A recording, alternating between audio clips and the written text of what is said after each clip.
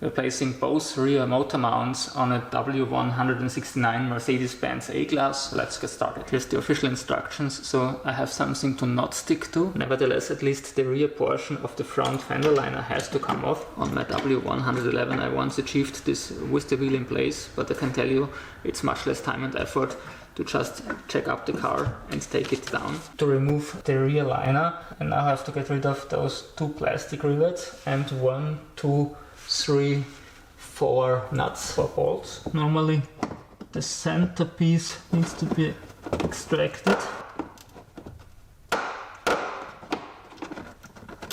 And here it goes.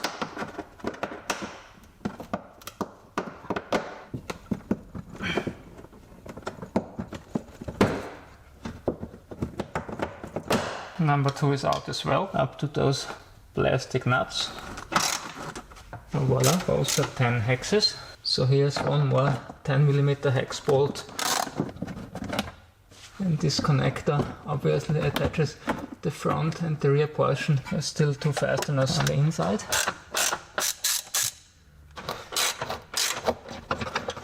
This whole liner should now come loose. If I haven't overlooked something here underneath. Surprise, surprise, 10mm plastic nut. There it goes now.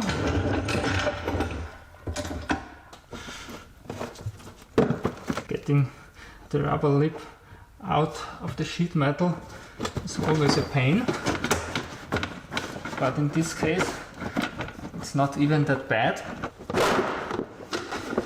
Here it goes, and look what we have here. That's our engine mount. I just realized that I will need the second jack to support the engine. So let's now place the jack here underneath this massive portion. This should now take the weight off the mount.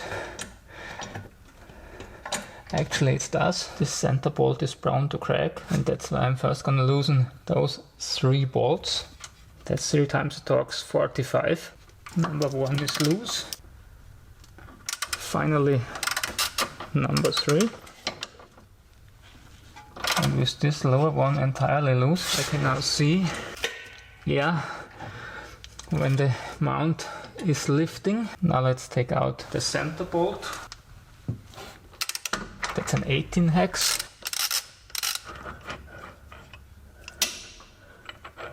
Here we go.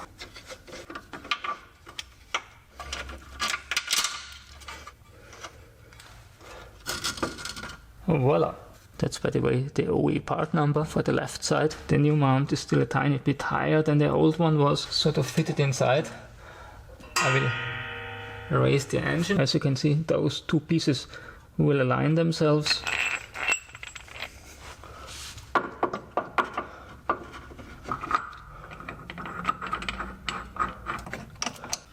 Now let's reinstall the 3 small bolts.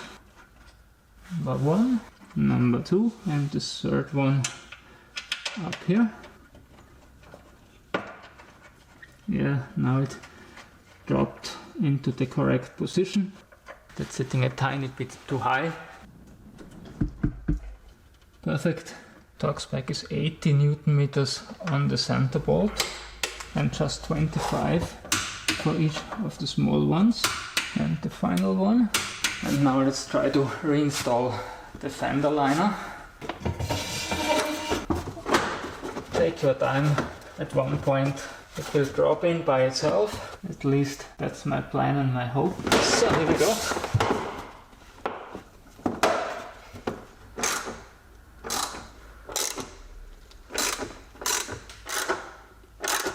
Those come in 2 sizes. The bigger one on the inside and the smaller one up here.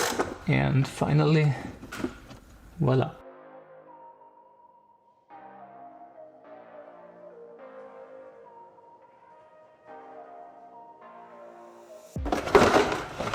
This panel here underneath prevents me from supporting the engine, so this needs to be removed as well.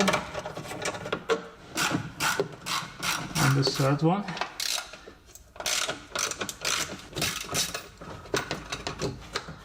There's the oil pan. This should be sturdy enough. Here we go.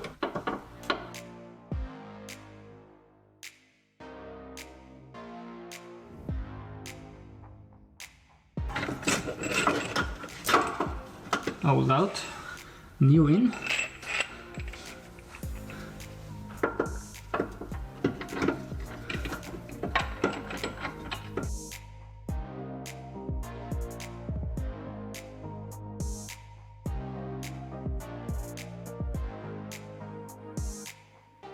Yeah, now it fits.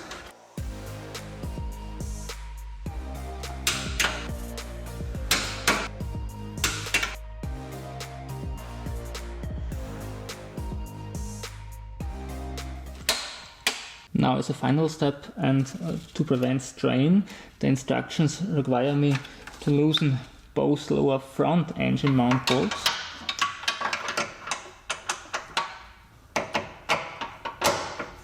For more detailed advice on this, you may want to watch my front engine mount replacement video, which will be linked in the end screen. The right one is loose. It's a little tricky to catch on the nut, but it seems I'm lucky today. And with the engine transmission assembly now in a relaxed position again, let's torque this down to spec, which means 55 Newton meters.